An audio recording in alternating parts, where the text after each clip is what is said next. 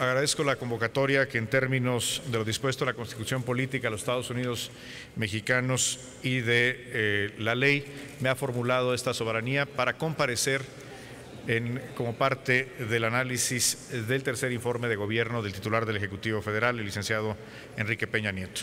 Saludo a los integrantes y las integrantes de la mesa directiva, a los coordinadores integrantes de la Junta de Coordinación Política y a todas las senadoras y senadores que integran esta Cámara Alta de la Nación.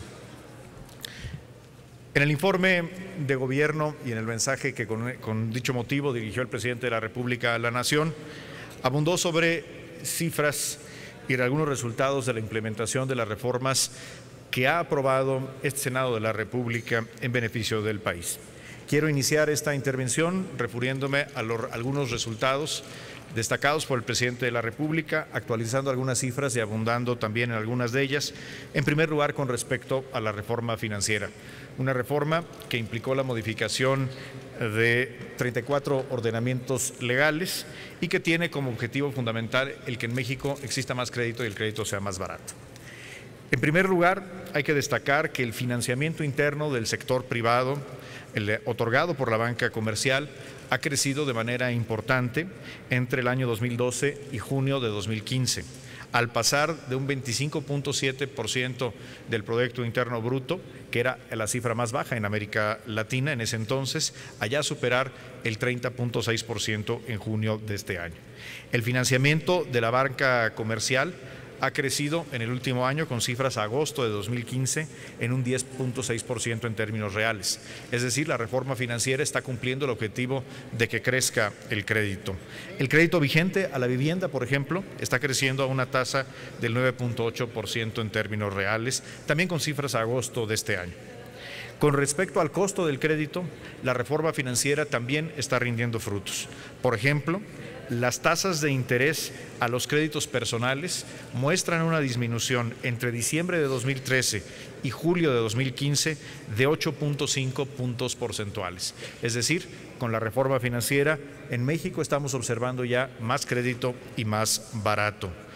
Un dato alentador es que ya más de 20,000 familias, 20,700 familias han podido ya refinanciar sus créditos hipotecarios conforme lo dispone la reforma financiera, reduciendo el costo mensual de una hipoteca. El crédito directo e impulsado de la banca de desarrollo también está creciendo como uno de los objetivos centrales de la reforma financiera, creciendo ya 40% con respecto al saldo que se tenía en 2012. Con respecto a la política hacendaria, es de destacarse que la dependencia de los ingresos petroleros está disminuyendo, producto, por supuesto, de la disminución en el precio del petróleo, pero también por el incremento importante en los ingresos tributarios no petroleros. Los ingresos petroleros, que en 2012 representaron el 39.4% de los ingresos federales, han disminuido a 18.6%. en 2015. Esto es una reducción de más de la mitad en la dependencia de los ingresos petroleros. Esto, en parte, insisto, se debe a un crecimiento de los ingresos tributarios no petroleros que han alcanzado un máximo histórico a junio de 2015 del 13.6%. Esto es 5.2 puntos porcentuales más que en 2012. La base de contribuyentes también está creciendo, creció 30% con respecto a 2012. Tenemos ya un total con cifras, las cifras más recientes de 49.9 millones de contribuyentes. Esto es 30% más que en 2012 o 11.5 millones de contribuyentes más de los que había al inicio de esta administración. Y es destacar que gracias a la estrategia Crezcamos Juntos tenemos ya inscritos en el régimen de incorporación fiscal 4.4 millones de contribuyentes. Esto es casi 1 millón más de los que había en el antiguo régimen de pequeños contribuyentes. En este contexto, la economía internacional, a pesar de los desafíos del entorno global, está creciendo. El crecimiento del primer semestre de 2015 fue del 2.4% y si se excluyen las actividades relacionadas con el petróleo, la economía está creciendo al 3.2%. Esto se refleja también en la creación de empleo. El empleo está creciendo a una tasa superior al 4%, registrando una creación de 768,000 plazas entre agosto de 2014 y agosto de 2015. De hecho, en esta administración se han creado prácticamente ya 1,5 millones de empleos formales, 1,496,000 empleos. Esto es más que los primeros 3 años de las anteriores 3 administraciones federales. Con respecto al poder adquisitivo de las familias, tenemos la cifra más baja de la que se tiene registro en la inflación, una inflación de solo 2,53%, lo que ha contribuido a que tengamos el incremento real más importante desde 2001 en el poder adquisitivo de los salarios contractuales. Entre enero y agosto de 2015, los salarios contractuales han crecido en términos reales en un 1,3%. Insisto, esta es la cifra más alta que se tiene en el crecimiento del poder adquisitivo del salario desde el año 2001. Todo esto se refleja en una evolución favorable del consumo de las familias mexicanas. Según INEGI, el consumo privado entre enero y julio de este año está creciendo al 3,4%, que se refleja en datos como la venta de vehículos, que en enero-septiembre creció 19,7% con respecto al año anterior, alcanzando en este periodo cerca ya de 950,000 vehículos, y que se refleja en las ventas, por ejemplo, de las tiendas de autoservicio y departamentales, que tienen en el periodo de enero a agosto un crecimiento del 6,7% en términos reales. Ayer, la principal cadena de tiendas de autoservicio dio a conocer ya las cifras de septiembre, que continúan con una tendencia francamente favorable de recuperación en el consumo de las familias mexicanas. La construcción está creciendo al 3,7%, el comercio al 4,5%, y un dato muy importante, la inversión fija bruta en la economía, la inversión que realizan las empresas mexicanas, está creciendo al 5,3% entre enero y julio de este año. Todo esto se da en un contexto desafiante, complejo a nivel internacional, en el que observamos una desaceleración del crecimiento a nivel internacional, una caída en los precios de las materias primas, particularmente del precio del petróleo crudo, afectando nuestras finanzas públicas, y la incertidumbre con respecto a la política monetaria, particularmente en los Estados Unidos, y la eventual elevación de las tasas de interés en el mundo provocado por la política monetaria de nuestro vecino del norte. Ante este contexto internacional complejo, se han tomado medidas para preservar la estabilidad de nuestra economía y de esa manera preservar el poder adquisitivo de las familias mexicanas. Se realizó un ajuste preventivo al gasto público en enero de este año por 124,000 millones de pesos y se tomó la decisión de no utilizar en 2015 los remanentes recibidos de parte del Banco de México por 31,500 millones, sino ahorrarlos para aplicarlos a fortalecer el gasto de inversión en el presupuesto 2016. En este contexto, el paquete económico que se ha puesto a consideración del Congreso de la Unión se basa en supuestos prudentes y realistas.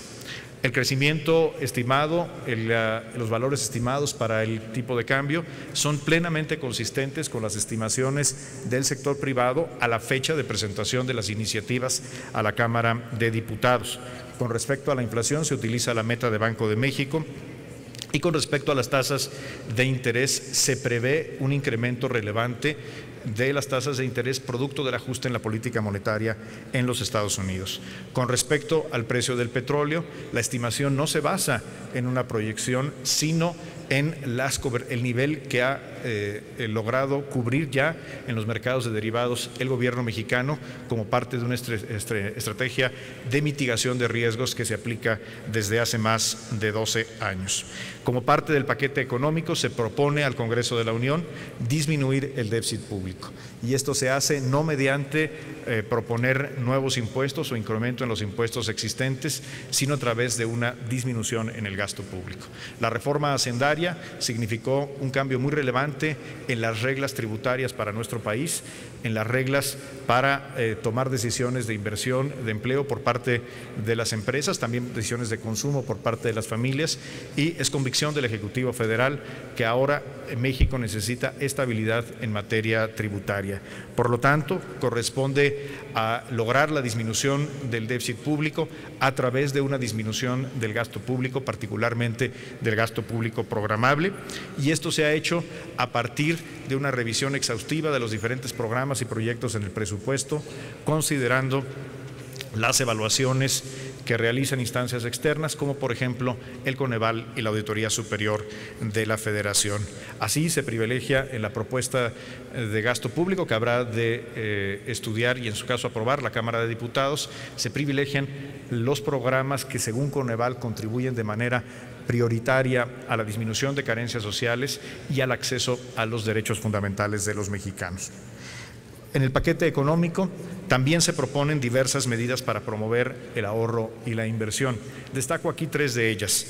La primera es que se propone, como una medida para alentar el ahorro de largo plazo, excluir del tope global de deducciones personales para efectos del impuesto sobre la renta de las personas las contribuciones, las aportaciones que hagan los ciudadanos a las cuentas de ahorro de largo plazo, incluyendo las aportaciones voluntarias a las AFORES. En segundo lugar, se propone una mecánica para promover la reinversión de las utilidades en las empresas, generando, si así lo aprueba el Congreso de la Unión, un crédito fiscal para aquellas empresas que en lugar de pagar dividendos decidan reinvertir las utilidades. Una tercera medida, entre varias que se incluyen en este paquete económico, es la propuesta de establecer la deducción acelerada de inversiones para las pequeñas y medianas empresas, bajo la convicción de que este es un mecanismo de financiamiento fiscal que realmente quien lo necesita son las pequeñas y medianas empresas, que son quienes, a diferencia de los grandes contribuyentes, pueden tener dificultades en el acceso al crédito. Asimismo, en el paquete económico se propone a esta soberanía iniciar el proceso de liberalización del precio de las gasolinas, ya previsto y aprobado por el Congreso de la Unión para entrar en pleno vigor el 1 de enero de 2018. Se propone iniciar de manera gradual este proceso de liberalización de los precios de las gasolinas, sujeto en el periodo de transición en 2016 y 2017 a un margen de flotación con un precio mínimo y un precio máximo. Junto con el paquete económico se han presentado y se están promoviendo distintos vehículos para inducir y promover una mayor inversión en infraestructura. Destacan, por ejemplo, las fibras E, que son vehículos para atraer capital privado y de los mercados financieros al financiamiento de la infraestructura y que han sido ya presentados las reglas tanto de la Comisión Nacional Bancaria como del SAT a la COFEMER. Están trabajándose por instrucción del presidente de la República los nuevos certificados de proyectos para inversión en infraestructura que permitirán lograr una mayor atracción de fondos de capital privado. Están también en marcha los certificados de infraestructura escolar que permitirán, con la participación de los mercados financieros, acelerar el mejoramiento en las escuelas para lograr condiciones dignas de enseñanza a partir de los resultados del censo educativo y, por supuesto, la presentación al Congreso de la Unión de la iniciativa para establecer por primera vez en México las zonas económicas especiales y que está a consideración del Congreso de la Unión. Todas estas iniciativas tienen como objetivo fundamental promover la inversión con la participación de los sectores público y privado. Me quiero finalmente referir, señoras senadoras y señores senadores, al Acuerdo Estratégico Transpacífico de Asociación Económica que ha firmado México por conducto de la Secretaría de Economía en esta misma semana y que estará a consideración del Senado de la República. Al respecto, quiero informar al Senado de la República que, como una negociación concurrente o paralela con el TPP, México está participando en el desarrollo de un mecanismo de estabilidad macroeconómica acordado entre las partes del TPP específicamente para garantizar la transparencia en la política cambiaria de los países integrantes del TPP. El objetivo fundamental de este acuerdo en el que está participando nuestro país es evitar que los socios del TPP manipulen de manera más allá de lo que justifican las condiciones macroeconómicas los tipos de cambio para generar una ventaja desleal en la competencia contra las exportaciones mexicanas. México ha iniciado la participación a través de la Secretaría de Hacienda en el desarrollo de este nuevo mecanismo de coordinación en materia cambiaria y, por supuesto, señor presidente del Senado, estaremos trabajando conforme las atribuciones constitucionales de este Senado y en una convicción por la colaboración de poderes. Estaremos trabajando con las comisiones que designe el Senado, la Comisión de Hacienda, la Comisión de Relaciones Exteriores o las que designe el Senado de la República, para que los acuerdos que se lleguen en esta materia sean de carácter vinculante o solamente voluntarios en materia cambiaria, se lleven a cabo con la plena participación del Senado de la República. Termino aquí mi intervención inicial, señor presidente, y estoy atento a las preguntas y los comentarios de las senadoras y los senadores. Muchas gracias. Muchas gracias, señor secretario.